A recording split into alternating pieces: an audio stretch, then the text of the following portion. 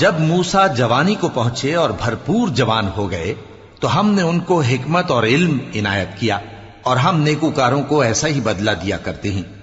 اور وہ ایسے وقت شہر میں داخل ہوئے کہ وہاں کے باشندے بے خبر ہو رہے تھے، تو دیکھا کہ وہاں دو شخص لڑ رہے تھے، ایک تو موسیٰ کی قوم کا ہے اور دوسرا ان کے دشمنوں میں سے۔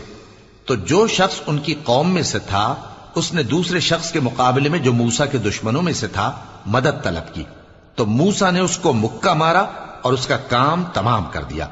کہنے لگے کہ یہ تو شیطانی کام ہوا، بے شک وہ انسان کا دشمن ہے، کھلا بہکانے والا ہے۔ بولے کہ اے پروردگار، میں نے اپنے آپ پر ظلم کیا، سو تو مجھے بخش دے، تو اللہ نے ان کو بخش دیا، بے شک وہ بخشنے والا ہے، مہربان ہے۔